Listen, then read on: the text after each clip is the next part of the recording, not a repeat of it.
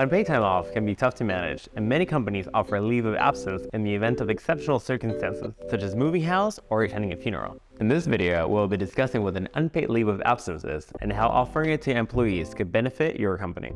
What is unpaid time off? Unpaid time off, or UTO, includes any absence from work not covered by existing employee benefits such as sick leave, paid vacation, and paid time off. If an employee is absent for any other reason, it is often up to the company to decide whether the time will be paid or not. Employers may offer unpaid time off in addition to paid time off. So how does unpaid time off work? Unpaid time off works differently depending on your company policies and the type of contract that an employee has. Full-time employees are most likely to receive benefits such as vacation time, paid time off, unpaid time off, benefits, health insurance, employer retirement plans, and overtime pay for non-exempt employees. As a company, you may decide to limit your PTO policy to full-time staff. You also need to clarify whether part-time employees are entitled to request unpaid time off work, or whether this benefit will be limited to full-time staff only.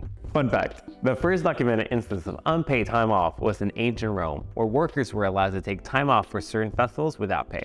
Requesting time off from work laws. Generally speaking, it is up to you as an employer to decide whether employees are offered paid and/or unpaid time off. However, there are certain situations where a company is legally required to abide by employment laws at a state or federal level to authorize time off. Here are a few examples of employment and wage and hour laws. The Fair Labor Standards Act, FLSA, does not require payment for time not worked in the private sector, such as vacations, sick leave, or federal holidays. These benefits are provided at the discretion of each company. The Family and Medical Leave Act, FMLA, requires companies with a staff of over 50 to give employees unpaid time off for intermittent leave or to care for a family member. If an employer qualifies for FMLA, employees can take up to 12 weeks off unpaid time off work. Can an employer deny unpaid time off? In many cases, unpaid time off will only be granted if all accrued time has been used up. Exceptions to this can include disability leave, parental leave, leave related to domestic violence, sexual assault, or stalking, leave designated as FMLA or PFML leave of absence. How can employees apply for unpaid time off?